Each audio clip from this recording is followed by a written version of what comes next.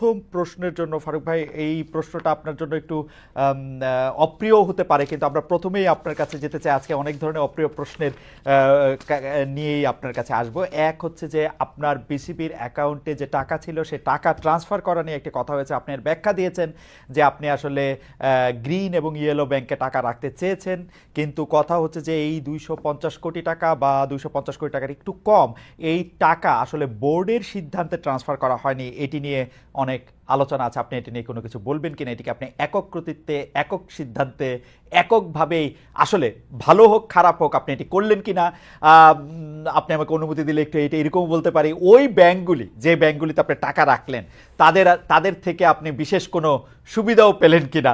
যদি ওই প্রশ্নটি করতে আমার একটু অস্বস্তি হচ্ছে, তারপরও ফারুক ভাই আপনি বলি আমি এটা করলাম, আপনি নিশ্চয়ই এই ব্যাপারটা আমাদেরকে একটু বললেন যে টাকা ট্রান্সফার আপনি একক সিদ্ধান্তে করলেন কিনা। দুই হচ্ছে এই টাকা ট্রান্সফার করে আপনি কোনো বিশেষ সুবিধা পেলেন কিনা ফারুক ভাই? একটু বড় করেই বলতে হবে আসলে। জি।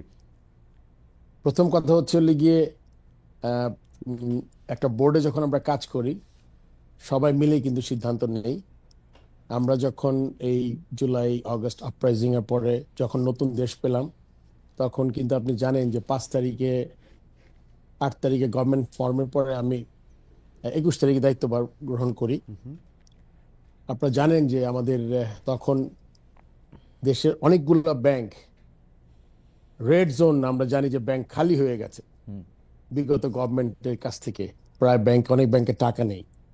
ওই দুশ্চিন্তা থেকে আমরা প্রথম থেকেই, জিনিসটা আমার মাথায় এসছে প্রথম, কিন্তু এর মাঝখানে আমাদের আরো ডিরেক্টররা সতর্ক করেছে যে আসলে বাংলাদেশ ব্যাংকের রেটিং এসছে, এখানে টাকা নেই, এখান থেকে সরাতে হবে, দিতে হবে। সেখানে কিন্তু ওই কথাটা আর টিকে না যে আপনি একক সিদ্ধান্ত হয়েছে। এখানে 2-3 জিনিস খুব ইম্পর্টেন্ট, আপনাদের সবাইকে বুঝতে হবে। প্রথম, আমি চিন্তা করেছি অ্যাজ এ বোর্ড প্রেসিডেন্ট, কেননা সবার দায়ভার আছে আমাদের, কিন্তু প্রথম দায়ভার কিন্তু আপনার কর্তা ব্যক্তি যিনি হেড অফ দ্য অর্গানাইজেশন। সেক্ষেত্রে আমার মাথায় চিন্তাটা এসছে এবং আমার বোর্ডের বিভিন্ন মানুষ থেকে পরামর্শ পেয়েছি আমি। এটা কোনো বোর্ড মিটিংয়ে না, এটা হলো গিয়ে বিভিন্নভাবে যে আমরা যখন ঢুকেছি কি কি করতে পারি। প্রথম মাথায় যেটা এসছে সেটা হচ্ছে আমাদের অন্য বোর্ড ডিরেক্টরদের মতোই আমারও, যে আমাদের প্রথম টাকাটাকে সিকিউর করতে হবে। আমরা জানি বেশ কিছু ব্যাংকে তখন তারল্য সংকটে ভুগছে এবং নাই বললেই চলবে। তখন আমরা ডিসাইড করলাম যে টাকাটা আমরা প্রথম আপনার ইন্টারেস্ট রেট না, প্রথম টাকাটা হলো গিয়ে একটা রেড জোন থেকে ইয়েলো বা গ্রিন জোনে যাই, প্রথম চিন্তা। তারপরে চিন্তা আসলো আমার মাথায় যখন দেখলাম ওখানে ইন্টারেস্ট রেটও বেশ কম, 8 থেকে 9, 7.5 আছে, সরকারি ব্যাংকও আছে ওখানে। সো ওই ভয় থেকে আমরা চিন্তা করলাম যে আমাদের ব্যাংকের টাকাগুলো আগে নিয়ে যাই। তারপর আমরা রেটের ব্যাপারে আসলাম যে ইন্টারেস্ট রেট যদি বেশি পাওয়া যায় তাহলে আমাদের বোর্ডের আপনার ইনকাম বাড়বে।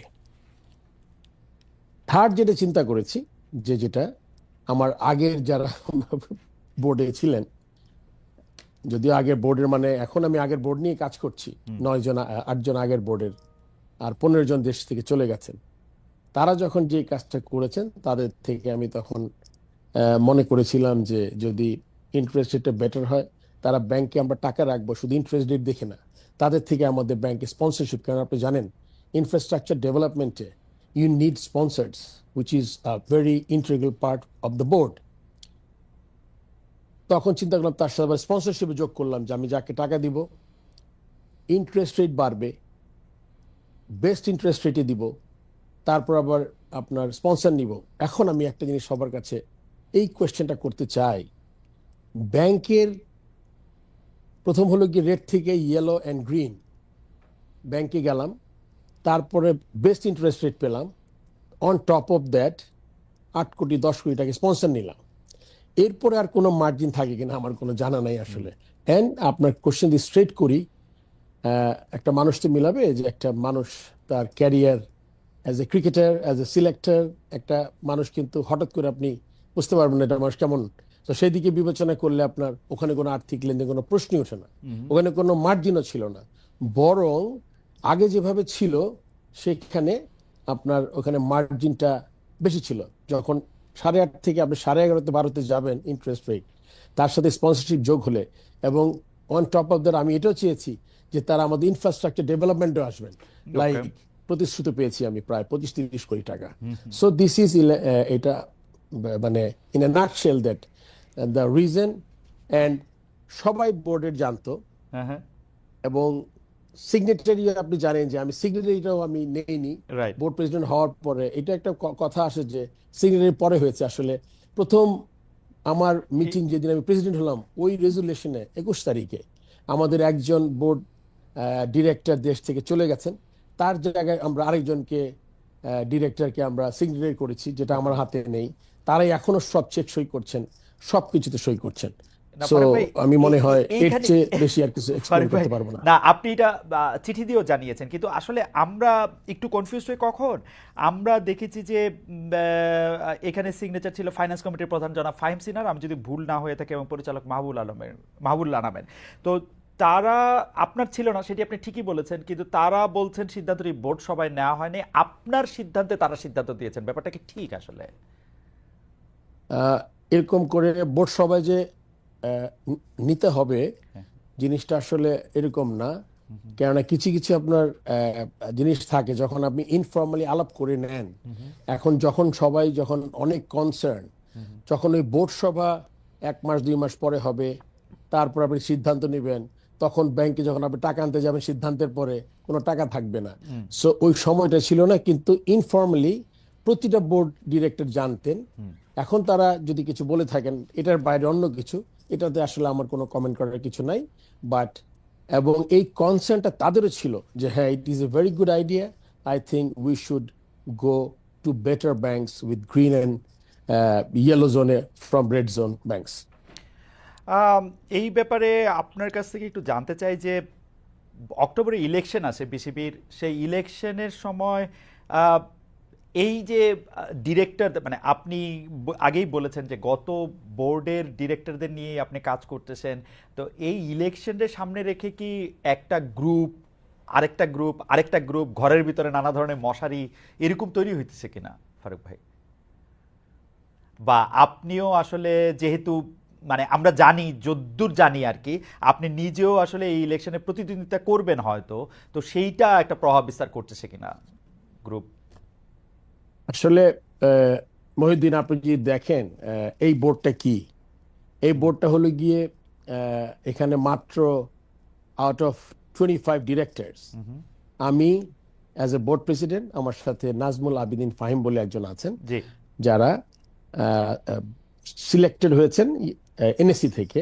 এছাড়া কিন্তু এটা কিন্তু আগের বোর্ডই। কিন্তু এখানে একটা জিনিস উল্লেখ করাটা খুব প্রয়োজন।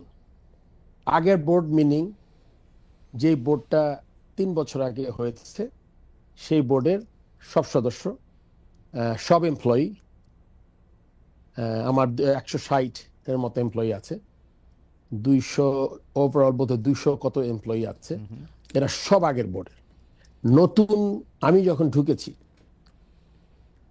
আমাদের এখানে আসলে এই আচরণবিধি, চাকরি বিধি, এইচআর পলিসি খুব স্ট্রং না। যেভাবে আগে রিক্রুটমেন্ট হতো, সেই রিক্রুটমেন্টে আমি যে বোর্ডে ঢুকে খুব মানুষ নিতে পেরেছি এটাও না। কোনো নতুন মানুষ খুব বেশি হলে হাতে গোনা 3 থেকে 4 জন 8 মাসে হয়তোবা অ্যাপয়েন্টমেন্ট পেয়েছে। সো বোর্ড যদি আপনার পুরোটা আগেরই হয়, আমি এটা পাশে রাখছি যে সে কি, আপনি জানেন তো আগের বোর্ড মানে যারা চলে গেছেন তাদের সাথে যারা কাজ করেছে, যারা দেশ ত্যাগ করেননি, সো তাদের সাথে কিন্তু আমি কাজ করছি। আপনি যদি বলেন যে গ্রুপ, আমি কিন্তু একটা গ্রুপ, মানে ওকে। ইনফ্যাক্ট আমার সাথে আরেকজন আছেন, আমাদের 2 জন কিন্তু নতুন, আর the whole set up is the same. আমি কারো চাকরি নেইনি, কেউ টার্মিনেট হয়নি, একটা বা 2টা ছেলেকে সাসপেন্ড, একটা নোটিশ করেছি, খুব সম্ভবত একটা ছেলেকে টার্মিনেশনের একটা নোটিশ করা হয়েছে। এটাতে একটা পিরিয়ড থাকে 3-4 মাসের।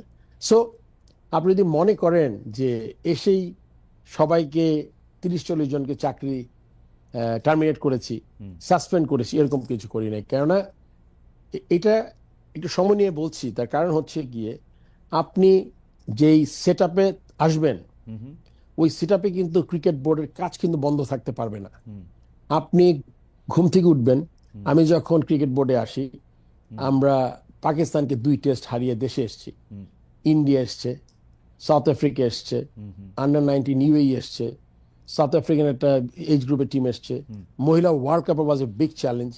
যে চ্যালেঞ্জটা আমরা ঢাকায় হওয়ার কথা ছিল, আপনি জানেন।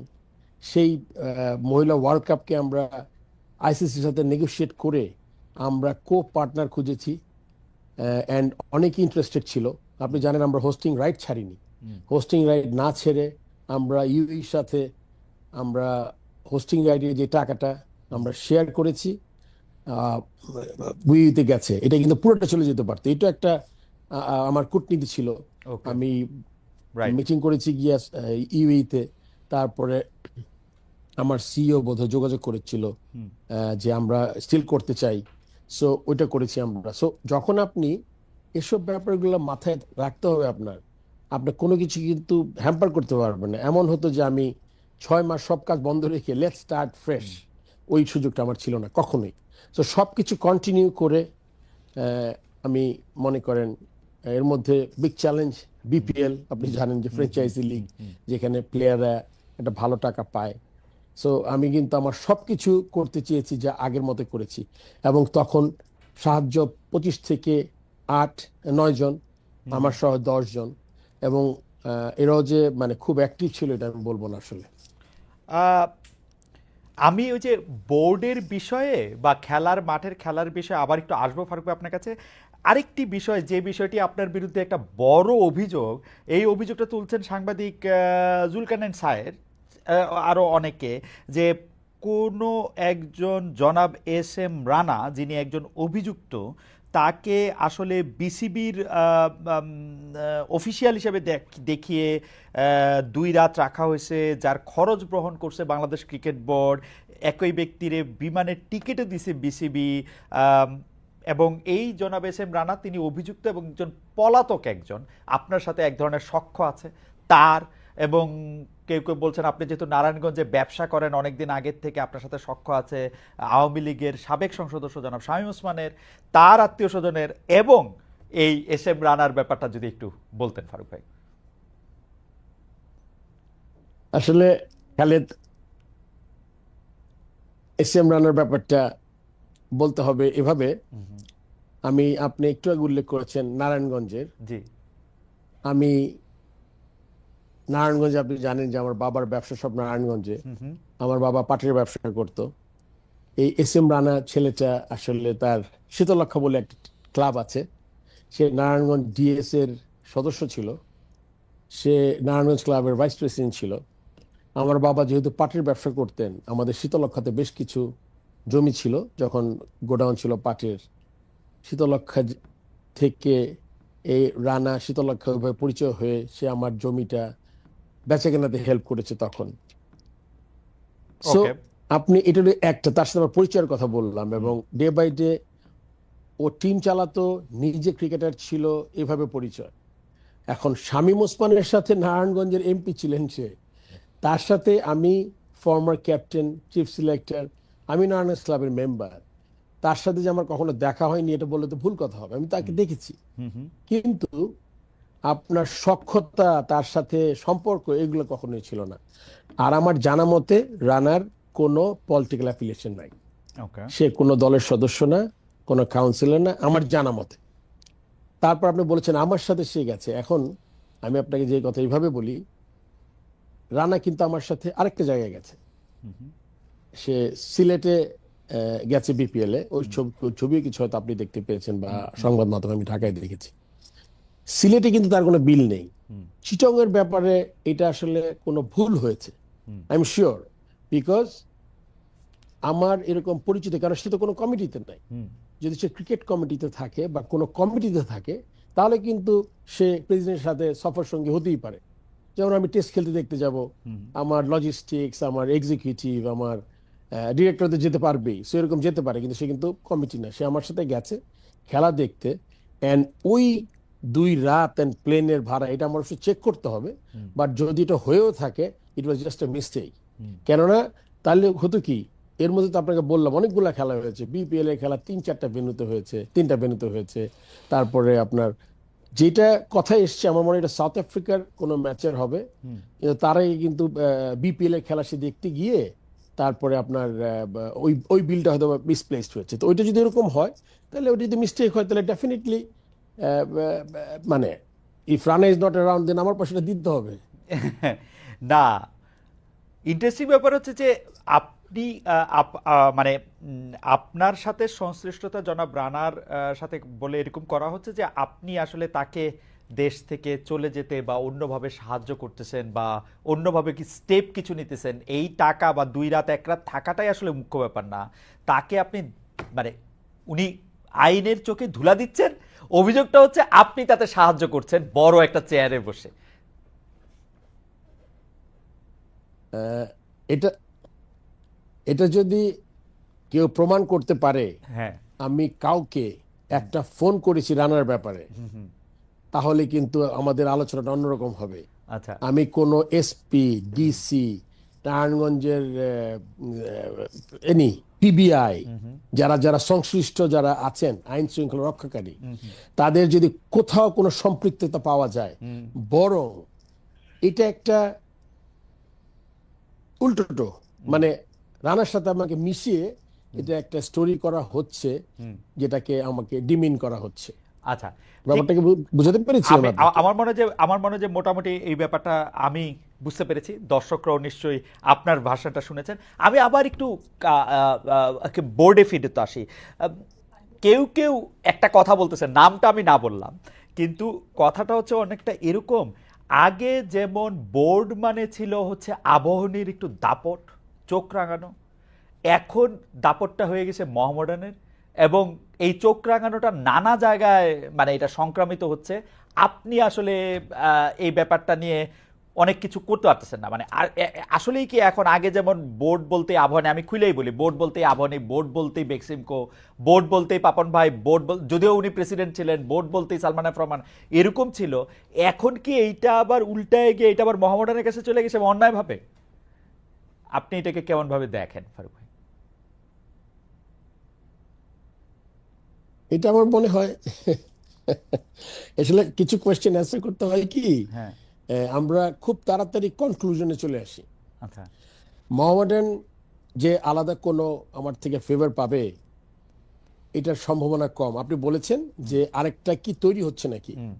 আমি আমার ব্যাপারটাকে ক্লিয়ার করে নিই। মোহামেডান ক্লাবের আমি কখনো কোনো অফিসিয়াল ছিলাম না, আমি কখনো খেলিনি, আমি কোনো ক্যাপ্টেন ছিলাম না, আমি মোহামেডান ক্লাবের কাউন্সিলর চাই না। আপনি একটু আগে ইলেকশনের কথা বলেছিলেন, সেটার কোনো সম্পর্ক নাই।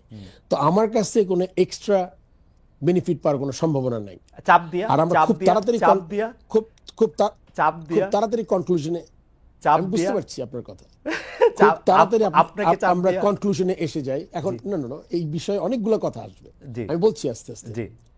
আপনার বুঝতে হবে বাংলাদেশ ক্রিকেটের হিস্ট্রিতে কোনো ধরনের চাপে কোনো প্লেয়ার, কোনো tournament, right from premier league to third division, একটা খেলা একদিনের জন্য পিছায় নাই। প্রত্যেকটা খেলা অন টাইম। আপনি জেনে খুশি হবেন, আজকে ফাইনালের মতো ম্যাচ হলো, মোহন আবাহনী খেলা হয়েছে, আবাহনী চ্যাম্পিয়ন হয়েছে, মোহন রানার্স আপ হয়েছে। আমার কাছে চাপের কথা যদি বলেন, আমার ক্যারেক্টারের সাথে চাপটা আসলে যায় না। কেন যায় না আপনাকে আমি বলে দিচ্ছি খুব সুন্দর করে।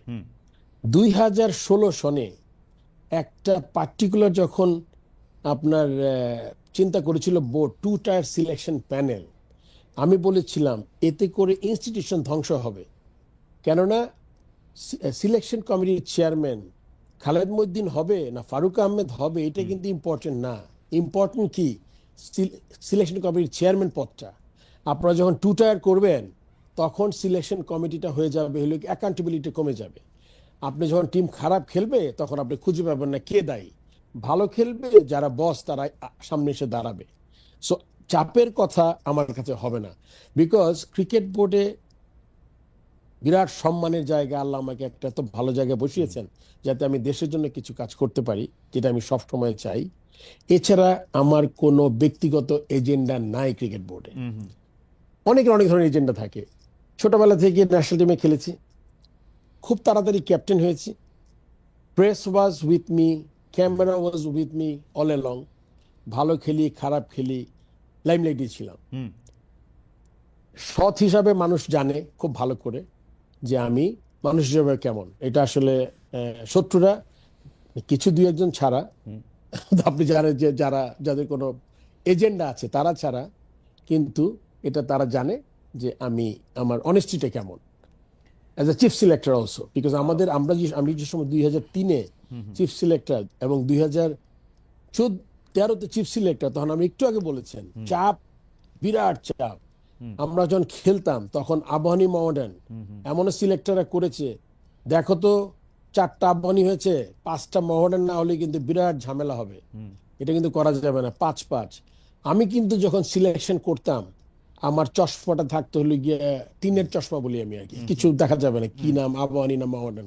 সবার আগে দেশ, তারপরে ক্রিকেট দল, তারপর আমার কোন জায়গায় কাকে দরকার। সো চাপে আমার যেটা একটু আগে বললাম, যদি এজেন্ট আমার থাকে, যদি শুধুমাত্র হয় ক্রিকেট বোর্ডের প্রেসিডেন্ট থাকবো আর আমার কোনো বেনিফিট নাই, তাহলে তো এখানে চাপের কোনো কোয়েশ্চেন আসে না। কেননা আপনি জানেন আমি কিন্তু আপরাইজিং এর পরে 8 তারিখ গভর্নমেন্ট ফর্ম হওয়ার পরে আমি কিন্তু বোর্ডের প্রেসিডেন্ট হয়েছিল গিয়ে কত 13 দিনের মধ্যে, 21 তারিখের মধ্যে। So okay. এমন না যে খুব এইম ছিল যে আমি বোর্ডের প্রেসিডেন্ট হব একদিন। আমাকে খুঁজে বের করা হয়েছে যে কে এই কাজটা করতে ফারুক পারে। ভাই এর আপনার, সাথে ফারুক ভাই আমি একটু বলি, আপনার এই অবস্থান, এই দৃঢ় অবস্থান আমরা সবসময় দেখে আসছি।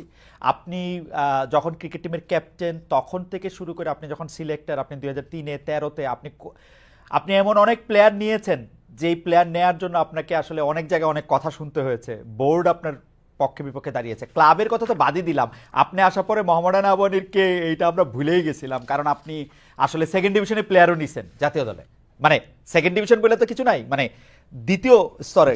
কিন্তু প্রশ্ন হলো, আপনি খেয়াল করে দেখেন ফারুক ভাই, তাওহিদ হৃদয়ের ঘটনাটা নিয়ে যেটা হইল, এইটা কোনোদিন এটা সম্ভব, মানে ওর একটা 2 ম্যাচ সাসপেনশন হয়েছে, পরে আবার এটার 1 ম্যাচ হয়েছে, পরে আবার এটার মধ্যে এটা বাড়ছে, পরে এটা আবার কমছে, একজন এলিট আম্পায়ার তাকে এটার মধ্যে থেকে এটা চলে যেতে হয়েছে। তামিম ইকবাল যেটা করছেন, প্রথম আলোতে এটাকে লেখা হয়েছে মব জাস্টিস, মানে তামিম ওইখানে গিয়া মানে তার শাস্তি বোধহয় কমায় আনছে না বাড়ায় আনছে আমি জানি না, এইটা এরকম আসছে যে তামিম ইকবাল নাকি আপনার সাথেও আর্গু করছে, মানে আমি ঠিক জানি না। কিন্তু ফ্যাক্ট রিমেইনস, যেই ফারুক ভাইকে আমরা চিনতাম বোর্ড প্রেসিডেন্ট ফারুক ভাই সেরকম ফারুক ভাই না। এইটার একটা এটা হলো যে আপনি আগের সভাপতির মতো আপনিও এইসব নেতিবাচক কর্মকাণ্ডের বিরুদ্ধে আপনি শক্ত হইতে পারেন না, এইটা মানে ইজ ইট ট্রু ফারুক ভাই? এবং তাহিদের ব্যাপারটা যদি একটু বলতেন যে মানে এটা কি কি মানে আচ্ছা মানে এটা তো এখানে এখানে একটা জিনিস আমরা সবসময় মানে আমাদের অ্যাডভান্টেজে আমরা জিনিসগুলো কাজে লাগাই। কিরকম?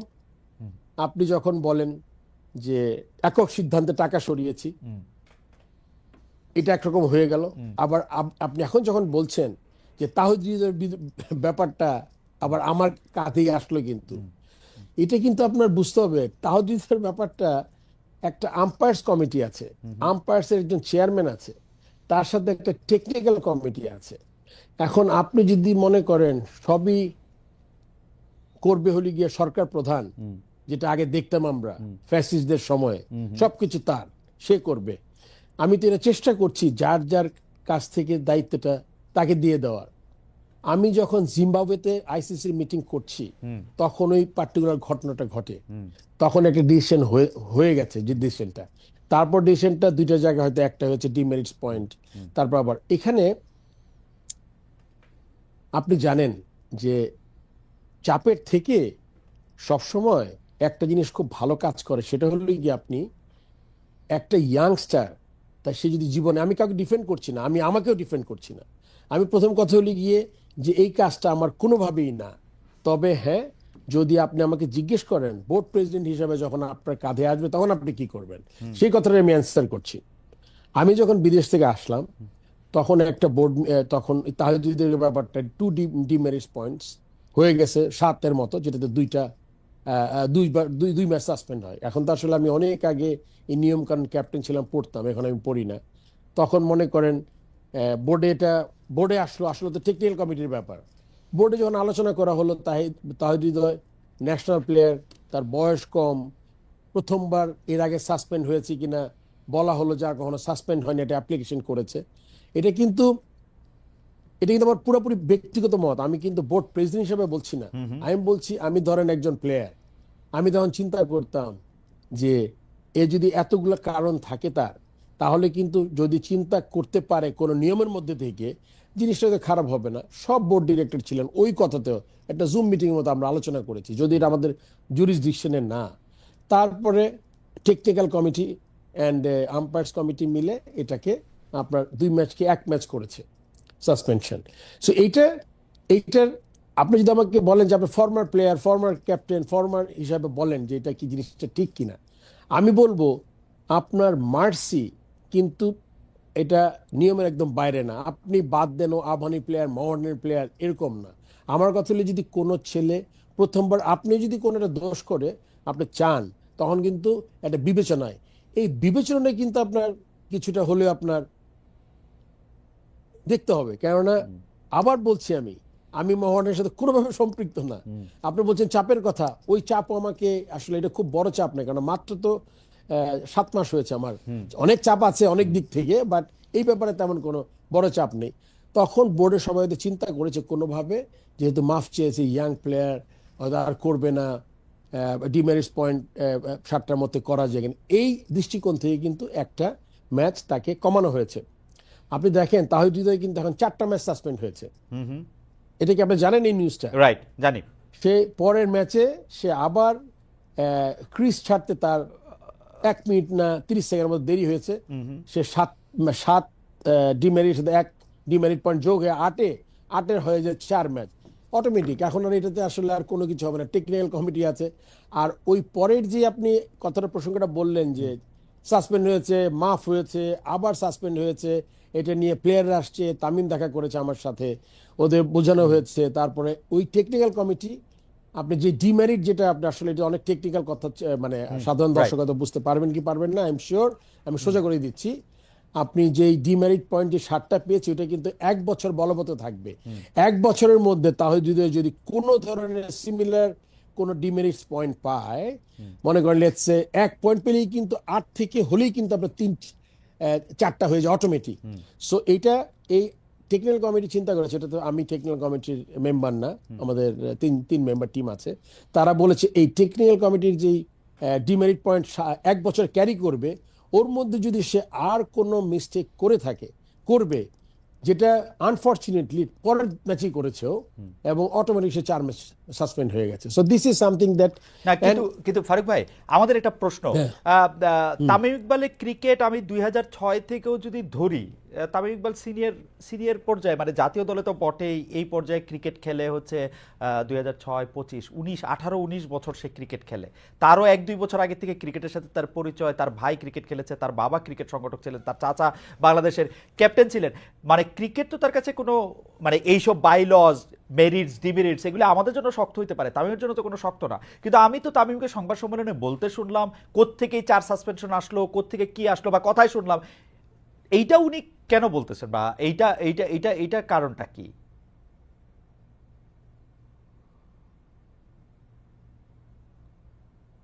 এটার কারণটা আসলে আমার কাছে, আমি আসলে এটা অ্যান্সার করতে পারবো না। এটার অ্যান্সার তারই করতে হবে, আম্পায়ার্স কমিটি অ্যান্ড টেকনিক্যাল কমিটির সাথে বলতে হবে। আর যদি আমার করতে হয়, আমি যেটা আগে খুব মনোযোগ দিয়ে করতাম, আমার আবার সেই আইসিসি ল বুকটা হাতে নিতে হবে, ভালো করে পড়বো, সুন্দর করে বুঝিয়ে দেব এই 4 ম্যাচ কেমনে হলো, কেন হলো না হলো, এটা শুধুমাত্র আপনার তামিম যে কমেন্টটা করেছে তারই বলতে হবে আর কি। এটাতে আসলে আমি তেমন কিছু বলতে পারছি না। আমার কাছে এটা মনে হয়, এবং তাওহিদ হৃদয় আমাদের একজন গুরুত্বপূর্ণ নবীন তরুণ খেলোয়াড়। তার জাতীয় দলে ক্রিকেট খেলা মাত্র 2 বছর হয়েছে, আরো অনেক বছর বাকি রয়েছে। আমরা নিশ্চয়ই তাওহিদ হৃদয়, যদি আজকে আপনি এসেছেন বলে যদি এই অনুষ্ঠান দেখে থাকেন বা দেখেন, কারো কাছে শুনেন, আমাদের আহ্বান থাকবে যে তিনি ক্রিকেট খেলোয়াড়ের মতোই আচরণ করবেন। 1 ম্যাচ, 2 ম্যাচ, 5 ম্যাচ, বছর সাসপেন্ড হওয়াটা বড় কথা না, একটা ক্রিকেটার হওয়াটা অনেক বেশি গুরুত্বপূর্ণ, যেটা আমরা বুঝি আর কি। আর আম্পায়ার্স কমিটি, টেকনিক্যাল কমিটি, তাদেরও আসলে দায়িত্বের ক্ষেত্রে আমি জানি না, যেহেতু তাদের দায়িত্ব আলাদা, তারা তাদের দায়িত্ব ঠিকমতো পালন করবেন বলেই আমাদের বিষয়কে যে প্রশ্ন করতে চাই, সেই প্রশ্নের ক্ষেত্রে আসলে ক্রিকেটের বাইরে একটু ব্যাপার আছে। সেইটা হচ্ছে যে নারায়ণগঞ্জে জমি, এই আমরা আমরা আমরা দেখতে পাচ্ছি যে সাংবাদিকদের মধ্যে একটা গ্রুপ বা কয়েকজন এই দাবি করছেন যে আপনি আসলে নারায়ণগঞ্জে প্রচুর পরিমাণে জমি কিনছেন, জমি বিক্রি করছেন, এবং ওর অনেকটাই আসলে ঠিক সরল পথে হচ্ছে না। আপনি কি এটা নিয়ে কিছু বলবেন কিনা, এবং এইটা আপনার কাছে অনেকেই এই ব্যাপারটা নিয়ে সামনে আসছে? অবশ্যই বলবো। জি কারণ আমি যখন বোর্ড প্রেসিডেন্ট ছিলাম না, তখন তো আমার একটা প্রফেশন ছিল। জি আমি যখন 2017-তে যখন আপনার সিলেকশন কমিটি থেকে 16-তে আমি যখন রিজাইন করি, তখন তো আমি চিন্তা করলাম যে আমি কি করব। মানে ম্যাক্সিমাম সময় পার করেছি ক্রিকেটে। অ্যান্ড আপনার তারপরে আমি আমার ফ্যামিলির একটা বিল্ডিং কনস্ট্রাকশন করি। তারপর থেকে আস্তে আস্তে কনস্ট্রাকশন ল্যান্ডে। আপনি দেখেন, আসলে মিথ্যা আমার, I have all the respects for the media people. তারা বাংলাদেশ ক্রিকেট অসঙ্গতি সবকিছু তুলে ধরে, কিন্তু আমার মনে হয় ব্যাপারটা খুব গুরুত্বপূর্ণ একটা মানুষের। এটা আমি বলে না। দেখেন, আমি তো ফারুক আহমেদ আজকে এখানে এসছি, হয়তোবা যখন ভোটাভুটি হবে বা অন্য কেউ আসবে চেয়ার, আমাদের কিন্তু চেয়ারটার দামটা দেওয়া দরকার। দ্য প্রেসিডেন্ট বাংলাদেশ ক্রিকেট বোর্ডের অর্গানাইজেশন হেড, যখন আপনি মিথ্যা কথা বলে বেরিয়ে একজন মানুষের ডিমিন করার চেষ্টা করেন, এটা সবচেয়ে দুঃখজনক। একটা জমি, আমি জমির ব্যবসা করি, জমি আমার থাকতেই পারে। আমার বাবা was a businessman and he was industrialist. আমরা ছোটবেলা থেকেই আমরা মোটামুটি দেখেছি। সো ব্যবসায়িক পরিবারের একটা ছেলে, আপনি জমি কিনেছি, যে জমিটা একটা ছবি দেখেছি আমি, ক্রয় সূত্রে মালিক। এই জমিটা আমি কিনেছি না, বায়না করেছি 2023 সনের সেপ্টেম্বরে। বায়না রেজিস্ট্রি এটা এসছে। ফারুক আহমেদ কি প্রেসিডেন্ট হওয়ার পরে কিনা বেচা করলেন কিনা, আর অন্য কোথাও আমার জমি সব মিলিয়ে কয়েক শতাংশ জমি হবে হয়তো, নিজের জায়গা ছাড়া, নয়ামাটিতে জায়গা ছাড়া কয়েক শতাংশ জমি বেশি নাই। এই যে ঢালাও একটা একটা জিনিস, এটাতে কি কোনো এজেন্ডা কাজ করছে কিনা আপনার বুঝতে হবে। ইলেকশন সামনে, ইলেকশনের জন্য এই কাজটা কোনো পার্টিকুলার এজেন্ডা নিয়ে কেউ করছে কিনা, এটা কিন্তু আমাদের খতিয়ে দেখা দরকার। কেননা আপনি একটা সংবাদ যখন প্রচার করবেন, সংবাদটা প্রথমে আমার মনে হয় যে আপনি আমাকে এখন কোশ্চেন করছেন একটা ঘটনা ঘটার পরে, আপনি কিন্তু ছেড়ে দিচ্ছেন পত্রিকায় বা একটা নিউজ করে দিচ্ছেন যে এটা এইরকম। আপনাকে আমি বললাম যে আপনি 2 বছর আগে এটা বায়না করেছি। আমার সাইনবোর্ড, আপনি জানেন সাইনবোর্ডটা টাঙানোটা খুব জরুরি বাংলাদেশে। আপনি দেখে থাকবেন আগে আমরা দেখতাম যে মানে আমি লিখতাম ফারুক আহমেদ ফরমার প্লেয়ার, এরকম কিছু। এখন জায়গা জমি তো মনে করেন আমাদের দেশে, আমরা সবাই তো বাংলাদেশে যারা থাকি তারা জানে যে এটা একটা খুব ইজি একটা কাজ না। সো সাইনবোর্ডটা থাকাটা জরুরি, খালি সময়টা আপনার দেখতে হবে, ফাইন্ড আউট করতে হবে। আর ঢালাও যে অভিযোগ, এটা থেকে আমি বিরত থাকতে বলবো। আপনি তাওহীদের ব্যাপারে অনেক সমালোচনা হয়েছে, বিপিএল নিয়ে প্রচুর সমালোচনা হয়েছে। বিপিএল এর কিন্তু আমরা ভালো দিকটা ভুলেই গেছি এবার। বিপিএল এ আপনি এবার রেকর্ড সংখ্যক দর্শক, এইরকম উইকেট, এইরকম প্লেয়ারদের পারফরমেন্স, টিকিট বিক্রি, আপনি জাস্ট ইমাজিন করেন। 8টা বিপিএল এ 15 কোটি টাকা টিকিট বিক্রি করেছেন আপনি।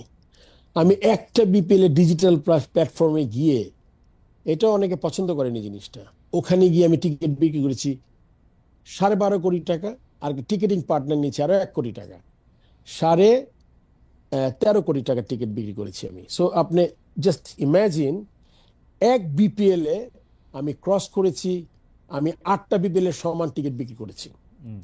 সো ভেস্টেড ইন্টারেস্ট যাদের আছে, তারা তো মনে করেছে যখন টিকিট দিয়ে শুরু হয়েছে, এটা কিন্তু আলটিমেটলি শুধু টিকিটে থামবে না। যত সব জায়গায় এই যে আপনি প্রথমেই যেটা আমরা আলোচনা শুরু করেছিলাম, ব্যাংকে টাকা দেয়াটা, এই ব্যাংকের টাকা দেয়াটা দিয়েও কিন্তু আমি এবার বছরে 6.5 থেকে 7 কোটি টাকা ইন্টারেস্ট বেশি পাবো। আর আচ্ছা। আপনি যদি বলতেন যে আপনার রেড ব্যাংক থেকে রেড ব্যাংকে গেছে টাকা, তাহলে কিন্তু আমি একটা there is something that you can এখানে একটা থিঙ্ক এখানে অফ। একটা কথা আসে যে আপনি 250 কোটি টাকা নিয়েই নাড়াচাড়া করলেন কেন? বাকি 900 কোটি টাকার 750 কোটি টাকা ঠিক আছে? 650 কোটি না, টাকা? না, আমি তো বলি নাই ঠিক আছে। আচ্ছা। এটা আপনার 250 কোটি টাকা, প্রত্যেকটা টাকা হ্যাঁ, হ্যাঁ, আমি যাকে দিব, এটা তো আমি আপনাকে আগেও বলেছি হ্যাঁ, হ্যাঁ। যে টাকাটার জন্য আমার best bank, best interest rate, ব্যাংকের যেই যত কিছু আপনার ব্যাংকের কিছু ক্যামেল রেটিংস, আপনার যা যা আছে আর কি, আমার টাকাটা হুট করে দিব, তাড়াহুড়া করব, হবে না। আপনি জানেন আমি নাম বলতে চাই না কোনো পার্টিকুলার ব্যাংকের, একটা ব্যাংক থেকে আমি ম্যাক্সিমাম টাকা অন্য ব্যাংকে ট্রান্সফার করেছি। এই টাকাটা মানুষ কিন্তু সোশ্যাল মিডিয়াতে আপনার প্রথমে এসছে টাকা সরিয়েছি, টাকাটা তো এখানে সরানোর কোনো ব্যাপার না, এটা ট্রান্সফার হয়েছে পার্টিকুলার এক ব্যাংক থেকে আরেক ব্যাংকে। আপনি আর যে বাকি টাকাগুলো আছে এগুলো আমরা আস্তে আস্তে সরাবো, কারণ আপনাকে একটু আগে বলেছি আমি যে আমাদের এই 250-200 খবর আসলো 118 কোটি টাকা সরিয়ে দিয়েছি। এখন যারা এই নিউজটা করেছেন তারা বললেন 3টা ব্যাংকে সরিয়েছি। আপনি দেখেন দুইটা নিউজের মধ্যে কতটা অনেক পার্থক্য, রাইট। কতটা ইজি টু মিসলিড পিপল। তারপরে কিন্তু আমি যেহেতু আমার জিনিসটা আমার মধ্যে আছে, আমি জানি exactly what I am doing with my board, আমি প্রায় 238 কোটি টাকা ট্রান্সফার করেছি এক ব্যাংক থেকে এক ব্যাংক। এখানে জনতা ব্যাংক থেকে গেছে 100 কত কোটি টাকা। আপনি জানেন জনতা ব্যাংকের তারল্য সংকট আছে, রাইট। এরকম অনেকগুলো ব্যাংকের তারল্য সংকট আছে। সো আমার ব্যক্তিগত অভিমত, ইলেকশন যারা ভেস্টেড ইন্টারেস্টে যারা ছিল প্রতি বছর তারা এই জিনিসগুলা আমার মনে খুব চিন্তা করা দরকার। এবং আমি আবার চেষ্টা করব, আরো যদি কোনো ব্যাংকের রেটিং তো আপনার মাঝে মাঝে ইমপ্রুভ করে আবার কমে যায়। এখন ওই রেজাল্ট আসলে কি, আমি 3টা ব্যাংক, আসলে তো 238 কোটি 13টা ব্যাংকে গেছে টাকাটা। এই 13টা ব্যাংকের মধ্যে prime bank, city bank, EBL, আপনি এগুলো আবার ইন্টারেস্ট রেট কম কিন্তু আমার এদের। আমার কাছে কেননা এদেশে আমার কাছে মনে হয় যে আপনি যেহেতু একটা জাতীয় ক্রিকেট দলকে আপনি লিড করেছেন, সেজন্য আপনার দল খুব গুরুত্বপূর্ণ। তো এই প্রসঙ্গে দৈনিক আমার দেশে ক্রীড়া সম্পাদক জনাব এম কায়সার একটা প্রশ্ন করেছেন যে ক্রিকেট একাদশে দল সাজাতে যেমন অধিনায়ক গুরুত্বপূর্ণ ভূমিকা সিদ্ধান্ত নিয়ে থাকেন, সেই সমীকরণে তার প্রশ্ন, আপনি সভাপতি হিসেবে বিসিবিতে যে দল নিয়ে খেলছেন সেটা আপনার পছন্দের দল কিনা, অথবা you are playing with a wrong team. যদি সেইটা হয়ে থাকে তাহলে 8 মাসে বিসিবিতে নিজের টিম বিল্ড আপ করতে পারলেন না কেন? এটা কিছুটা আপনি বলেছেন। আরেকটা যদি আপনি ছোট করে বলেন যে আপনার টিমটাকে আপনি রং টিম মনে করেন কিনা। এইটার সাথে আমি একটু জোড়া লাগাতে চাই যে আগামী অক্টোবরে প্রশ্নটা আপনাকে করেছিলাম আমি, কার্যনির্বাহী পরিষদের যে নির্বাচন আছে সেই নির্বাচনে আপনি অংশগ্রহণ করবেন কিনা। প্রথম কোশ্চেন হলো গিয়ে আপনাদের বিরাট একটা কোয়েশ্চেন মার্ক, বা পুরো দেশের মানুষের একটা কোয়েশ্চেন ছিল, পাপন ভাই, আমাদের ফর্মার বোর্ড প্রেসিডেন্ট পাপন সাহেব, টিম সিলেকশন, টিম কম্বিনেশন, টিমের ব্যাটিং অর্ডার সবই ঠিক করে দিতেন। এটা কিন্তু বিরাট কোয়েশ্চেন মার্ক ছিল। আমি আমার আপার কথা বলে প্রেসিডেন্সির এসে আমি প্রথম কাজ করেছি হলো গিয়ে যে আমি বলেছি যে পার্টিকুলার কাউকে যাকে দায়িত্ব দিব, আমি যে সিলেকশন কমিটিকে, তাকে কি স্বাধীনতা দিব, পূর্ণ স্বাধীনতা। সে যদি কাজে ভালো না হয়, তিনি যদি পারফর্ম না করে, তাহলে তাকে যাতে আমি পুরো অ্যাকাউন্টেবল করতে পারি এবং তার পারফরমেন্স পর্যালোচনা করতে পারি, তাহলে তাকে বদলে নতুন কাউকে দিব। এখন মাঝখানে যদি আমি আমার সেই যেটা আপনি বলছিলেন যে 2003 তামিম সাকিব, মুশফিক মাহমুদুল্লাহ, 2013-তে এই আপনার সাব্বির রহমান, সৌম্য সরকার, মুস্তাফিজ, ইলিয়াস সানি, আপনি তাইজুল, 8-9টা প্লেয়ার, এগুলো কিন্তু সব আমি সিলেকশন কমিটি যখন চেয়ারম্যান ছিলাম এরা কিন্তু চান্স পেয়েছে। তো এখন আমি কিন্তু বলেছি যে না, যারা কাজ করছে তারা তাদের এই মেধাটা আছে পুরো কাজে লাগাবে এবং তাদের কাজের মূল্যায়ন হবে। মূল্যায়ন হওয়ার পরে যদি আমরা মনে করি যে তারা ভালো না, তাহলে তাদের কাজ আমরা, কারণ this is a position you can always change rather than influence. আর আমরা কিছু পলিসি করে দেই, যে পলিসির মধ্যে থেকে আপনি মনে করেন আমি বলেছি বোর্ড পলিসিতেই থাকবে। পলিসিটা কিরকম? ফিটনেস টেস্ট থাকতে হবে ওখানে, ফিটনেসে না উতরাতে পারলে খেলাবো না, ইনজিওর্ড প্লেয়ারদের না নিলে ভালো হয়, এরকম একটা কিছু আমাদের পলিসি আছে, পলিসি দিয়ে থাকবো। পুরো দায়িত্বটা আমরা সিলেকশন কমিটিকে দিয়েছি। বাট যদি সবাই চায়, যেহেতু যেই কাজটা আমি সবচেয়ে ভালো পারি, তাহলে চিন্তা করব আমি যে সিলেকশনে কোনো কিছু ইনফ্লুয়েন্স, সিলেকশনের কোনো কিছু হেল্প করা যায় কিনা। আহ, কিন্তু আমি এই মুহূর্তে ওখানে যেতে চাই না। ফারুক ভাই, দুইটা জিনিস, এইটা হইলো যে এটা নিয়ে অনেক কথা হয়েছে, কিন্তু এটার আমরা কোনো ইয়া দেখতেছি না, এটা হচ্ছে ফিক্সিং। আপনি জানেন যে ও একটা জিনিস আমার মনে হয় খালেদ, এই অক্টোবরের ইলেকশন, আপনি ইলেকশন করবেন কিনা, ইলেকশনে করবো কিনা, রাইট।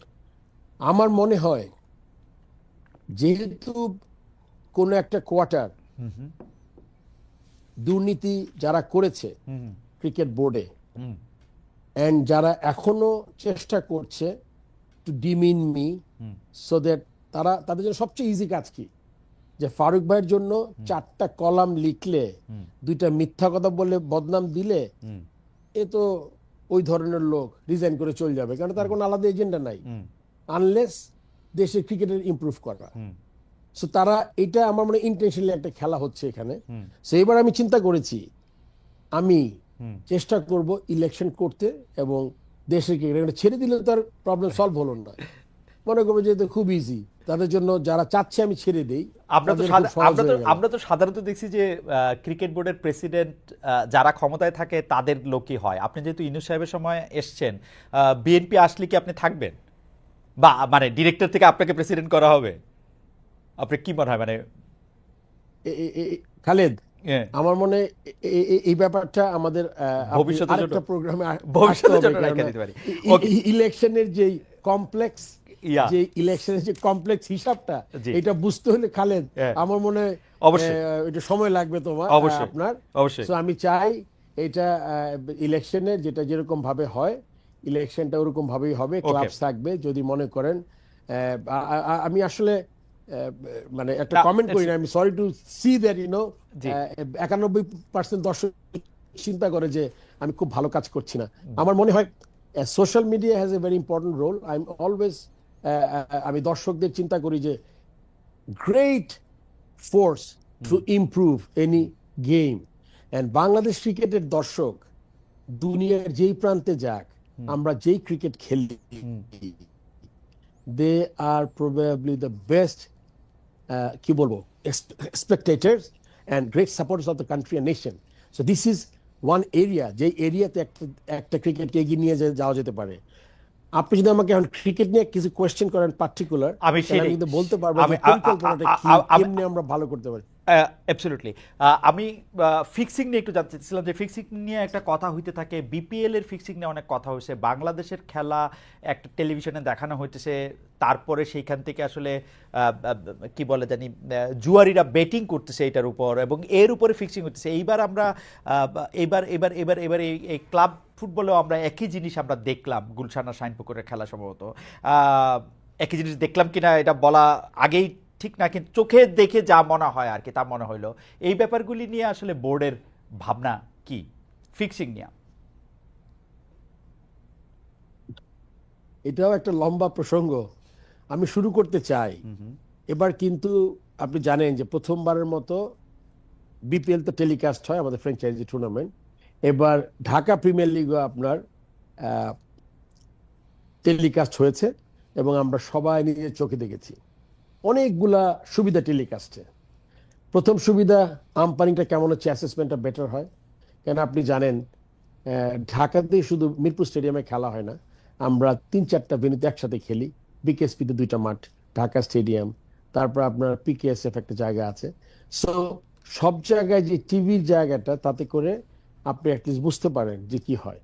এখন তো আমি খুব খুশি, আমি বলবো না খুব খুশি, অ্যাটলিস্ট আমরা জানি এখন কতগুলো পার্সেন্টেজ ম্যাচ আপনার ফিক্সিং বলবো না, সন্দেহের তালিকায়, কারণ ফিক্সিং শব্দটা খুব একটা কঠিন ব্যাপার, কারণ আপনার এটা করার জন্য একটা বিসিবির একটা আলাদা অ্যান্টি কারাপশন ইউনিট একজন অফিসার আছেন, উনি ইনভেস্টিগেশন করেন। আপনি জানেন যে আমরা বিপিএল এর যে কথাগুলো উঠেছে ওটার উপর ভিত্তি করে আমরা একটা ইন্ডিপেন্ডেন্ট কমিটি করে দিয়েছি, যারা হেডেড বাই ফর্মার জাজ, উনি হাইকোর্টের, ওনার আর প্লাস দুইজন, একজন শাকিল কাশেম শ্রদ্ধেয়, উনি ক্রিকেট খেলতেন, আরেকজন শেলি বলে একজন আরেকজন লয়ার, খুবই, তারা এখনো কাজ করছেন, তারা প্রচুর ইন্টারভিউ করেছেন। আমরা কাজটা শুরু করেছি কিন্তু জাস্ট রাইট আফটার বিপিএল শেষ হয়েছে 7 তারিখে, খুব সম্ভবত জানুয়ারি, আর আমরা কাজটা শুরু করেছি 15 তারিখ থেকে।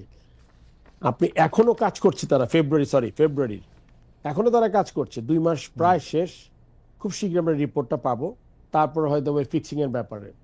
আমি আপনাকে একটা কথা বলে দিতে চাই, আমি যদি এখানে থাকি, আপনার ক্রিকেটে যেই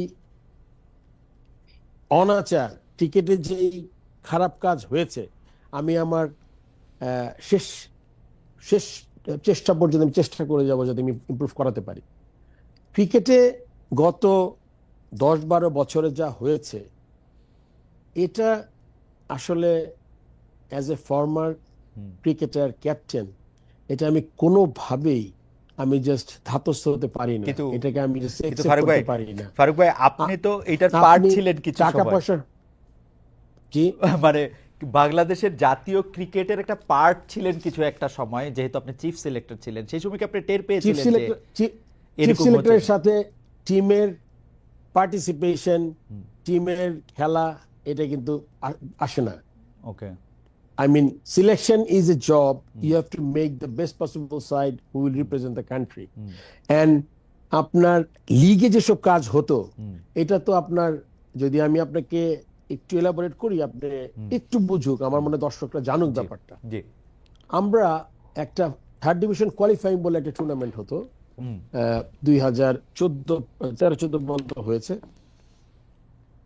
40 থেকে 60টা টিম পার্টিসিপেট করতো, যারা পাড়ার বড় ভাইয়ের কাছ থেকে চান্দা নিয়ে হয়তো বা আসতো খেলতে, 25,000 টাকা হয়তো বা আপনার রেজিস্ট্রেশন ফি ছিল।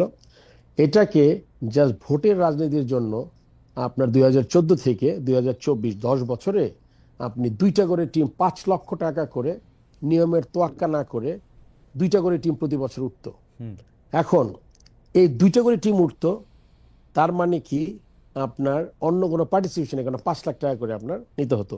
খালি জাস্ট ইমাজিন খালেদ, প্রত্যেক টিমে যদি আমি 60টা, যেমন এবার পার্টিসিপেট করেছে, আমরা এসে আবার শুরু করেছি, 60টা টিম পার্টিসিপেট করেছে। আপনি যদি 15টা ছেলে ধরে এই টিমে, 900 ছেলে ইন্টু 10 ইয়ার্স, 9,000 ছেলে, এই ছেলেগুলোর বয়স হয়ে গেছে 26-27 বছর। আপনি জানেন একটা দেশের জেনারেশন শেষ হয়ে গেছে। এই 4th ডিভিশন থেকে এই ছেলেগুলা, যদি আপনি এই 9,000 ছেলে থেকে অ্যাটলিস্ট 100 ছেলে প্রিমিয়ার লিগ খেলতো, ওর 50টা ছেলে প্রিমিয়ার লিগ খেলতো, এই 50টা ছেলে খেলে নাই, এর থেকে 2-4টা ছেলে আসতো লিগে, বিকজ এটা সব র ট্যালেন্ট ছিল। কিন্তু আমাদের কিন্তু আর কিছু নাই, এজ গ্রুপ চালা, ইট ওয়াজ দ্য প্ল্যাটফর্ম যেখানে আপনি দিতেন। এখন আপনি দেখেন এই টিমগুলা 2টা করে এসে, এটা কিন্তু ভোট 3rd ডিভিশনে আসতো, 3rd ডিভিশন থেকে এদের শুধু এখানেই কিন্তু সীমাবদ্ধ ছিল না, এরা 3rd ডিভিশন দ্বারা 2nd ডিভিশন যায়, এটা ম্যানিপুলেশন, আম্পায়ারিং ম্যানিপুলেশন দিয়ে 2nd ডিভিশন 1st ডিভিশনে যায়, তারপরে প্রিমিয়ার লিগেও গেছে। এখনকার এই 4th ডিভিশন কোয়ালিফাইং এর যে 2টা করে টিম ম্যানিপুলেশন করে উঠানো হতো, এরা এখন প্রিমিয়ার লিগে আছে। সো ব্যাপ্তি and the depth of the corruption যেটা আছে, আর আরেকটা জিনিস মনে রাখতে হবে, এই জন্য কিন্তু কিছু টিমকে প্রতিবার অবনমিত হতো, 2টা করে তো টিম উঠে না, আমরা 2টা করে টিম নামতে হবে। এই 2টা করে টিম কিন্তু এর মধ্যে young Pegasus, ইগলেটস club, gymkhana club, দেয়ার আর ক্লাবস, ঐতিহ্যবাহী 20 বছরের 25 বছরের ক্লাব, কিন্তু তাদের হয়তো বা ওই স্রোতে গা ভাসাতে পারেনি, ওখান থেকে কিন্তু নিশ্চিহ্ন হয়ে গেছে। সো অ্যাকচুয়ালি ফাইন্যান্সিয়াল প্রবলেম, একটা ফাইন্যান্সিয়ালি আপনি একটা দেশ থেকে আপনি অনেকগুলা টাকা নষ্ট হয়েছে, ডেফিনেটলি এটা দিয়ে আমরা অনেক ডেভেলপমেন্ট করতে পারতাম, কিন্তু you see the generation already আপনার শেষ হয়ে গেছে। Generation 9,000 cricketer, they are not anymore cricketer. And এই করাপশনগুলো কিন্তু যে ম্যাচটার কথা আপনি বললেন এখনো ম্যাচ ফিক্সিং হয় বা সন্দেহ করতে পারি আমরা, যেটাকে আমরা প্রুফ করার জন্য আবার আলাদা টুলস লাগে। সো আপনি এইটা কিন্তু আমাকে অ্যাজ এ প্রেসিডেন্ট আমি জাস্ট এটা কোনোভাবেই আসলে আমি রাইট। মানতে পারি না বা মানতে চাই না। Financial corruption you can always recover, okay একসময় ফাইন্যান্সিয়াল ক্রাইসিস হয়েছে, আমরা আবার ইমপ্রুভ করে আমরা এগিয়ে যাব, কিন্তু যে জেনারেশনটা চলে গেছে, এখানে একটা কথা আমি বলে দিচ্ছি, আপনি ক্রিকেটের যেহেতু আলোচনায় আসবো, পাইপলাইনের প্লেয়ার আপনার নাই কেন? নাই, because the whole system got rotten, and এই সিস্টেমটার মধ্যে এখন আপনি ওই ঘুরে ফিরে নামে কিছু প্লেয়ার আছে। Why we are not getting player like Tamim, Saqib, Mushfiq, এই Mahmudullah? প্রশ্নটা Why we are, এই- I mean, G with due respect, the team we have is not bad. I'm talking about the pipeline of the players. I mean, national team যে ছেলেগুলো আছে, they are talented. We have a team যারা ভালো করছে, যারা ভালো খেলছে, কিন্তু তারপরে কি সেটার জন্য কিন্তু আমাদের বিল্ড আপ কোনো জিনিস হঠাৎ করে হয়ে যায় না। ওকে টিমগুলো আপনার বিল্ড করতে হবে, এবং এইটার থেকে বেরোতে হলে আমাদের মিনিমাম 5 থেকে, মানে মাই assessment, to have a great cricketing pipeline আমার 4 থেকে 5 বছর লাগবে আমি মনে করি। আমরা আপনার এই সময় আপনার ক্রিকেট এবং পাইপলাইন নিয়ে আমরা সর্বশেষ প্রসঙ্গে আসব। তার আগে আমরা একটু এই প্রশ্নটা করতেই হবে যে সাকিব আল হাসান এই ডেইলি সানে দেয়া এক সাক্ষাৎকারে বলেছেন, আমি এখনো বাংলাদেশে হয়ে খেলতে চাই আর এই ইচ্ছা সবসময় থাকবে। এই নিয়ে বিসিবি সভাপতি থেকে সরকারের শীর্ষ পর্যায়ের কর্মকর্তা সবার সঙ্গে যোগাযোগ করেছি। সাকিব আল হাসান আপনার সঙ্গে যোগাযোগ করেছিল কিনা? সাকিব আল হাসানকে আসলে দেশের ক্রিকেটে আর কাজে লাগানোর কোনো রকম কোনো পরিকল্পনা আছে কিনা? সাকিব আল হাসানের বিরুদ্ধে অভিযোগ যে তিনি আওয়ামী লীগের হয়ে নির্বাচন করেছেন, এমপি হয়েছেন, সেই অভিযোগটা তার খেলোয়াড়ি জীবনের ক্ষেত্রে বাধা হতে পারে কিনা? তাকে মানে তাকে একদম বয়কট করা হইতে পারে কিনা? তাকে আর খেলতে না দেওয়া হইতে পারে কিনা? এইটা যৌক্তিক কিনা? মানে আপনি কি মনে করেন সাকিব আল হাসান আসলে ক্রিকেটে ফিরে আচ্ছা, আসা, খেলা, অংশগ্রহণ করা এই এটা উচিত কিনা? প্রশ্নের দুইটা উত্তর আমি দিতে চাই। প্রথম কথা হচ্ছে সাকিব আল হাসান খেলতে চেয়েছে।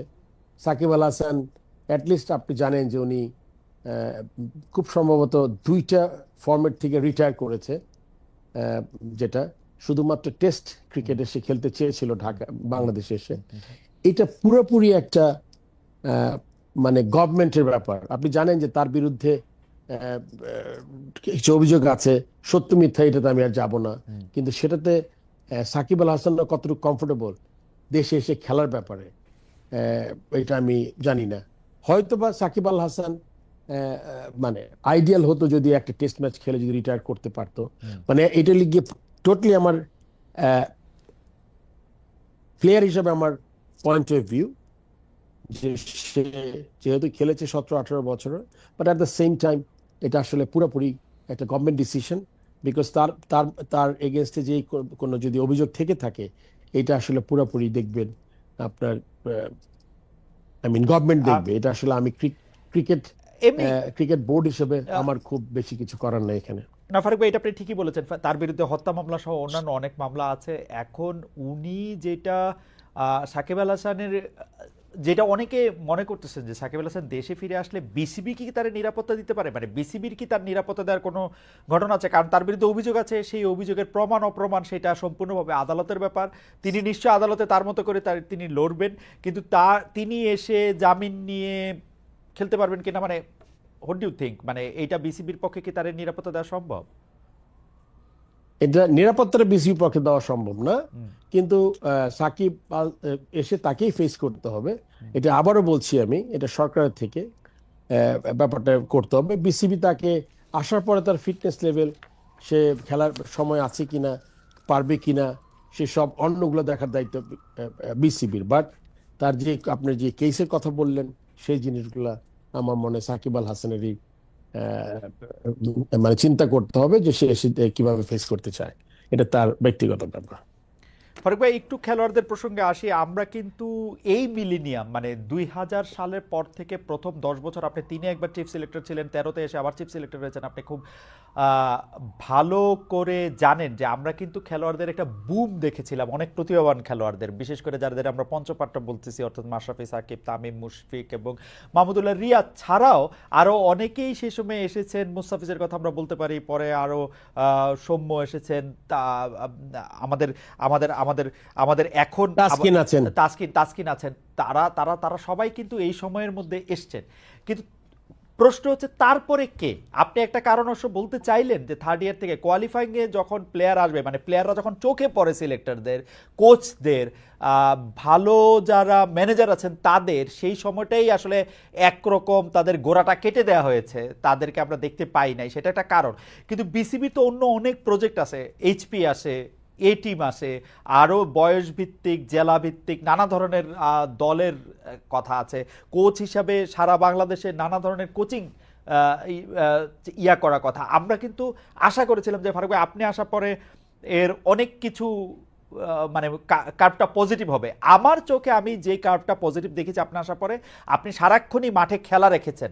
আমরা মাঠে খেলা দেখেছি, পারফরমেন্স ভালো হয়েছে, পাকিস্তানকে হারিয়ে এসছে, কিন্তু বাংলাদেশের মাটিতে আবার খুব খারাপভাবে হেরেছে, 2-3টা খেলা তো খুবই বাজেও খেলছে।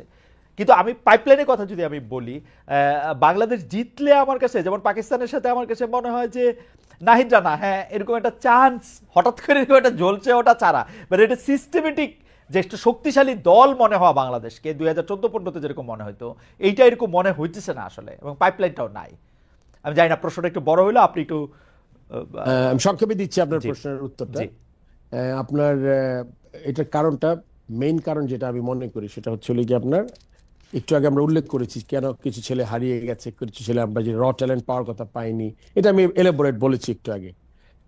সেকেন্ড যেটা আমি বলি, প্রত্যেকটা টেস্ট প্লেইং নেশন বা এমনি নেশনের আপনি দেখবেন যে একটা জেনারেশন পরে একটা গ্যাপ হয়, যখন আপনার ইউ হ্যাভ 2, 3, 4, 5 ম্যাচ উইনার্স, তারা যখন যায় তখন কিন্তু এটা ট্রানজিশন টাইম বলি আমরা যেই সময়টাতে। এটা আপনার মুরালি যখন খেলতো শ্রীলঙ্কাতে, মাহেলা জয়বর্ধনে, সাঙ্গাকারা গেছে পরে, আপনি কিন্তু এখন আপনার শ্রীলঙ্কাকে one of the best team বলতে পারবেন না। আপনি ইফ ইউ লুক এট শ্রীলঙ্কার উদাহরণ তো দিলাম আপনাকে, আপনি অস্ট্রেলিয়াতে ম্যাকগ্রা এক সময় তো আনবিটেবল সাইড ছিল অস্ট্রেলিয়া, তার মধ্যে গ্যাপ হয়েছে। বাংলাদেশ মনে করেন ওই ট্রানজিশনে, কিন্তু সবচেয়ে ভয়ের বিষয় যেটা, ওই ট্রানজিশনের পরে কি আমাদের এই প্লেয়ারগুলো রেডি আছে কিনা। আমাদের কিছু প্লেয়ার এখনো আছে যারা আমার এখন খেলছে, তাদের আমরা ভালোভাবে নিতে পারি। আপনি জানেন যে আমি আসার পরে অনেক পদক্ষেপ নিয়েছি, আসলে এগুলো আসলে করতে গেলে আপনার প্রবাবলি 1 ঘন্টা ইনাফ না, অনেক টাইম লাগবে। আপনি আমাদের ক্রিকেট বোর্ডের যেই কিউরেটরদের চেষ্টা করেছি ভালো ছেলে আনতে, আম্পায়ারদের বেতন ডাবল করেছি, আপনাদের 25 বছর চাকরি করছে কিউরেটররা, কোনো পার্মানেন্ট হয়নি, ওইটা করেছি। আমি মাঠ খুঁজছি, মাঠের ব্যাপারে আমি আপনি জানেন যে পূর্বাচল মাঠটা আমরা একটা মাঠ অলরেডি খেলা শুরু করেছি, এটা স্টেডিয়াম হওয়ার কথা ছিল, আর একটা মাঠ করছি, ফতুল্লা আমরা রেডি করছি। সো আমার প্ল্যান 3-4টা, যেটা বললাম ইনফ্রাস্ট্রাকচার ডেভেলপমেন্টে, আপনি একাডেমি হবে যেখানে হোটেল থাকবে, জিম থাকবে, যাতে আমাদের কস্ট কমে, কিন্তু আপনার ওইখানে গিয়ে নিরবিচ্ছিন্ন প্র্যাকটিস করতে পারে মেয়েরা। মেয়েদের আন্ডার 19 খুব ভালো খেলছে। আপনি জানেন যে আমাদের এখন ক্রিকেট বোর্ডে আমরা, আমার একটা কথা ছিল যে যখন আমি প্রেসিডেন্ট হলাম, যে আমাদের দেশি কোচদের একটা ব্যবস্থা করবে। আমাদের মহিলা টিমে কিন্তু আমরা এখন 2 জন ছাড়া সব বাংলাদেশি কোচ। আপনি ইমপ্রুভমেন্টে দেখেন, মহিলা টিম একসময় 110-20 বেশি করতে পারতো না 20 ওভারের খেলায়, এখন তারা কিন্তু 130, 40, 50 করছে। 50 ওভারের খেলায় 250 করছে। কয়েকদিন আগে কোয়ালিফাইং করেছে পাকিস্তানের সাথে, ওয়েস্ট ইন্ডিজকে হারিয়ে, যদিও এটা একটু টাইট ছিল, বাট তারপরে বলবো যে আমরা কোয়ালিফাই করেছি।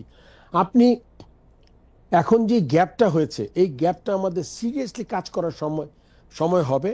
অ্যান্ড এই সিরিয়াসলি কাজ করলে আপনার একটা সময়, একটু সময় লাগবে এখন, বিকজ যেটা বললাম যে আমাদের 4-5টা ম্যাচ উইনার একসাথে কিন্তু তারা মাঠে চলে গেছেন। এই জায়গাগুলো রেডি করতে হলে আপনার প্লেয়ার আছে, কিন্তু পার্টিকুলারলি ওদের বুঝতে হবে যে ওর পার্টিকুলার রোল কি। অ্যান্ড সেক্ষেত্রে আপনি ন্যাশনাল টিমে সালাউদ্দিনকে আমরা সিনিয়র অ্যাসিস্ট্যান্ট কোচ করেছি, আরও আরেক 2জনকে আমরা ঢুকাবো চিন্তা করেছি।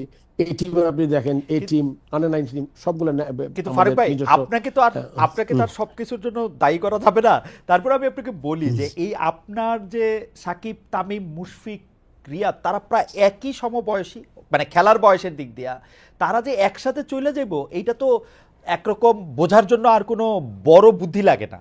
তো ওইটার জন্য কি আসলে মানে মুশফিকের যাওয়ার সময় আস্তে আস্তে এরকম মুশফিকের মতো এরকম একজন প্লেয়ার এর মধ্যে থেকে চান্স দিতে দিতে পিছনে দাঁড়ায় থাইকে দেওয়া, এই ব্যাপারটা কি ছিল? আমরা আমরা ক্রিকেট বোর্ডকে বা সিলেকশন বোর্ডকে কিন্তু প্রায় দেখেছি পপুলিস্ট হইতে, মানে হঠাৎ করে ধোয়া উঠলো যে এখন বিজয়কে নিতে হবে, সৌম্যকে বাদ দিতে হবে, সৌম্যকে নিতে হবে, লিটন সরকারকে বাদ দিতে হবে, লিটনকে নিতে হবে, রনিকে বাদ দিতে হবে, মানে মানে একটা পুরা, আপনি জানেন ফারুক ভাই আমি কি বলতেছি, মানে এইটা ওই একদিনে খবরের কাগজ পড়লে বুঝা যেত যে এইবার সিলেক্টররা কি সিদ্ধান্ত নিবে। এইটা এইটা কেন হয়েছে, মানে একজন প্লেয়ারে ব্যাক কইরা যে তার পিছনে দাঁড়ায় থাকা, ওইটা তো আমরা দেখি নাই খুব বেশি। ওটা সত্যি কথা। আপনি যে নামগুলো বললেন এগুলো সব কিন্তু 4, 5, 7, 10 বছর ধরে খেলছে বাংলাদেশ টিমে, হ্যাঁ। এই প্লেয়ারগুলোর নাম করেছে। হ্যাঁ। একটা নতুন ছেলের নাম আপনি বলতে পারেননি। এবং আর তারা আমি নতুন ছেলে, জি। আমি এই 6-7 মাসে কোনো নতুন ছেলে আমি ইনজেক্ট করতে পারবো না। রাইট। এটা কিন্তু সিলেক্টরদের দায়িত্ব। Right. হ্যাঁ, আমি প্রসেসটা, সিস্টেমটা রেডি করে দিতে পারি। আমি এইচপির যে আমাদের চেয়ারম্যান আছেন ওনাকে আমি পুশ করতে পারি, লেটস স্টার্ট। যেটা আমরা, যে জিনিসগুলো আমরা পিছনে ফেলে এসেছি, যে জন্য আমাদের নষ্ট হয়েছে পাইপলাইন, ওই জিনিসগুলো আমাদের জন্য আপনার অপেক্ষা করতে হবে। বাট এটা বলার সাথে সাথে আপনি যে নামগুলা এক নিঃশ্বাসে বলে ফেলেছেন, it has got some significant. এই ছেলেগুলাকে আমরা কোন ফরম্যাটে, কোন সময়ে, কি স্পেসিফিক ট্রেনিং করিয়ে খেলাবো, এবং এদের খেলাতে খেলাতে আমাদের কিন্তু নিচের পাইপলাইনটা রেডি করে ফেলতে হবে 2-3 বছরের মধ্যে, যেটা আমি মনে করি। আমার কিন্তু এখনো পাইপলাইন বলবো না, এখনো we have 25 players, 20 to 25 players for 3 formats আছে। কিন্তু এদের সুযোগটা, এদের পিছনের সময়টা, কে কোন ফরম্যাটের জন্য পারফেক্ট, এটা আসলে আমি আমি যেই কাজটা করতে আমি সবচেয়ে বেশি ভালোবাসি, ক্রিকেটের প্লেয়ারদের সাথে সময় কাটানো, ক্রিকেটের ইমপ্রুভমেন্টে কাজ করা। এখন তো আমি বাউন্সার সামলাচ্ছি, বাউন্সার ক্রিকেটে বাউন্সার শব্দটা তো আপনি জানেন। এখন বল আসছে সব মাথার উপর দিয়ে, ডান দিক থেকে বা দিক থেকে। সো এইটা আমি চাই না। আমি চাই, I want to give more to the nation as a former captain, former chief selector. যে কাজটা আমি সবচেয়ে ভালো পারি, এই কাজটা আমি যদি করতে পারতাম সবচেয়ে ভালো হতো। I have become administrator, probably we have a very little hand. I have 9, with due respect, we have 9-8 directors, but enough না আমার মনে কাজ করার জন্য। আমাদের জন্য এখন, আমি মনে হয় আপনার সময় শেষের দিকে, আমার মনে হয় আমাদের সময় এসছে। এই সময় আমরা সবাই মিলে যে যেই আছে, আমার মনে ডিফারেন্সেস থাকবে, দেয়ার উইল বি অপোজিট। আমি যদি ইলেকশন করি তাহলে আমি তো ইলেকশন করব, আমি এখনো ওয়ান ম্যান, মানে sorry, due respect to everyone, one man না, আমি কাজ করছি, আমার সাথে লোক আছে। বাট আমি মনে করি যে যদি 25 জন হতো, এই কাজটা আমরা ভালোভাবে এগিয়ে নিয়ে যেতে পারতাম। আর আমি আশা করি journalism, they are a very strong stakeholder of the game, just like player number 1, তারপরে বোর্ড অফিসিয়ালস, জার্নালিস্ট। ফারুক ভাই, জার্নালিস্টরা তো সারাক্ষণই ক্রিকেট বোর্ড, ক্রিকেটের ভালো মন্দ নিয়ে, তারা অবশ্যই একটা স্টেক হোল্ডার, আপনি আগে পরে সবই জানেন। কিন্তু এই সময় এসে তো জার্নালিজম বা প্রশ্ন করা এটা একটা কঠিন কাজ হয়ে দাঁড়াইছে। আপনি নিশ্চয়ই দেখছেন তিনজনের চাকরি চলে গেছে। এখন কি কারণে গেছে, তারা আবার ফেরত পাইবো কিনা, কি প্রশ্ন করলো, এই প্রশ্নে এত কি অফেন্স নেয়ার আছে, মানে প্রশ্ন করলে কেন অফেন্স নেয়ার আছে, এইটা আমি বুঝি না। কিন্তু ফ্যাক্ট রিমেন্স, 3 জনের চাকরি চলে গেছে। আপনি দেখেন এই সংস্কৃতি উপদেষ্টারে কি প্রশ্ন করছিল, এই জন্য চলে গেছে। আমরা আশা করব যে আপনি বাউন্সার আসলে আপনি প্রোটেক্টিভ গিয়ার পরে আসবেন, ব্যাট দিয়ে বলারের মাথায় বাড়ি দিবেন না, এবং আপনি যেরকম স্ট্রেট ব্যাটে খেলতেন সেরকম স্ট্রেট ব্যাটেই খেলবেন, অন্য জনের মতো হইবেন না যে প্রশ্ন করলো চাকরি চলে গেল, ফেসিবাদের দালাল হয়ে গেল। আর এই প্রশ্ন খারাপ করলে এরে বাদ দেন। আমার ফুল রেসপেক্ট আছে, আমার ফুল রেসপেক্ট টু দ্য জার্নালিস্ট, আপনারা যারা কাজ করে যাচ্ছেন অক্লান্ত ভাবে। আমি চাই আপনারা বাংলাদেশ ক্রিকেটে হেল্প করবেন। এখন যে ট্রানজিশন পিরিয়ডটা আছে, নতুন বোর্ড যখন আসবে, বা এখন আমরা যারা আছি যে এই কয়েকদিন কাজ করি, আমরা চাইবো আমার ডিরেক্টর, আমি তাদের সাথে একসাথে কাজ করব এবং একটা গোল, দেশ তো আমাদের সবার। রাইট। আমি যদি দেশকে মাথায় রাখি, তারপর দলটাকে মাথায় রাখি, তাহলে কিন্তু আমাদের আর কোনো প্রবলেম আমার মনে হয় যে আপনি জানেন আমার মনে বাংলাদেশ জি বাংলাদেশ বাংলাদেশ দেশটা আমরা আমাদের ইয়াং ছেলে, আমার যে অ্যাডভাইজার আছেন আসিম মাহমুদ এনে দিয়েছেন, আসিম মাহমুদ যেভাবে ব্যাক করেছেন আমাকে, আমি I have full respect in him. I hope আচ্ছা, আরেকটা জিনিস ফারুক ভাই, এইটা একটু জিজ্ঞেস করি। এই পাপন ভাই যখন বোর্ডের প্রেসিডেন্ট ছিল, বা তার আগে লোটাস কামাল ভাই যখন বোর্ডের প্রেসিডেন্ট ছিল, এই ক্রীড়া মন্ত্রীদের এত পাত্তা দিতে দেখি নাই। আপনি ক্রীড়া উপদেষ্টারা এত পাত্তা দেন কেন? ক্রীড়া উপদেষ্টা কি আপনার মানে মানে প্রেসার দেয় না কি করে? মানে কি ক্রীড়া উপদেষ্টা কাজটা কি বোর্ডে আসে, ক্রিকেট বোর্ডে আসে? আমি আপনাকে একটা কথা বলি, জি। ক্রিকেট খালেদ একটু অন্যভাবে দেখি। জি। আমি you have your have your opinion and the way you জি, সি থিংস। জি। আমি দেখি অন্যভাবে। আমি যে ক্রিকেট বোর্ডে আছি, জি। প্রথম কথা, জি। আমি কিন্তু আমার ডিরেক্ট মন্ত্রণালয়, এখন আপনি যদি একজন, আমি যদি মন্ত্রী হয়ে যাই, আরেকজন মন্ত্রীর সাথে আমি একরকম কথা বলবো, রাইট? Right. দুই নম্বর হলে আমি কিন্তু সাজেশন নেই, সবসময় মনে রাখবেন সাজেশনে কি সাজেশন, দ্য পলিসি, নট ক্রিকেটে কি করব।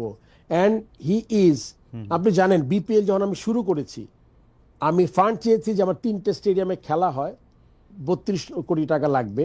এই 32 কোটি টাকা মানে খুবই কম সময়ের মধ্যে, these are policies that he helps. আমার কথা হলো কি, এটা পাত্তা দেয়া না দেওয়ার ব্যাপার। ইউ সি, জিনিসটা হলো এরকম যে আপনি যখন আপনার বোর্ড যেহেতু মন্ত্রণালয়ের আন্ডারে, ইটস অলওয়েজ গুড।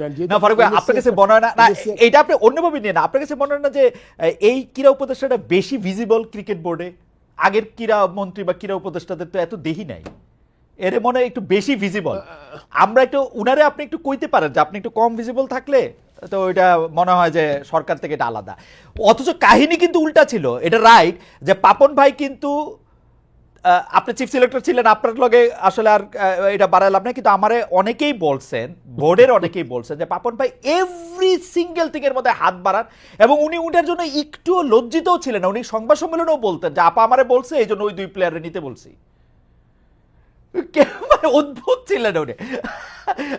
পাপন ভাইও খুব সরল ভাবে প্রেস কনফারেন্সে বলছেন। আমার আমার মনে হয় না আসিফ মাহমুদ খুব বেশি ভিজিবল ইন ক্রিকেট বোর্ড। আচ্ছা। I don't think this is absolutely right. আর পাপন ভাই তো মানে পাপন ভাই ছিলেন হলে গিয়ে খুব ইনথুজিয়াস্টিক দর্শক, যেটা ডিফারেন্সটা বুঝেন আপনি। আপনি যদি খুবই পাগলা সাপোর্টার হন, আর আপনি যদি ফর্মার প্লেয়ার ক্যাপ্টেন হন, দের ইজ এ ডিফারেন্স। আপনি আমাদের দেশে সিলেক্টর 18 কোটি মানুষের মধ্যে 10 কোটি সিলেক্টর আছে যারা টিম বানাইতে পারবে এন্ড ইন্টারেস্টেড। এন্ড পাপন ভাই, আমি বলবো না উনি 10 কোটির একজন, he was a powerful man, but সে এনজয় করতো জিনিসটা হয়তো।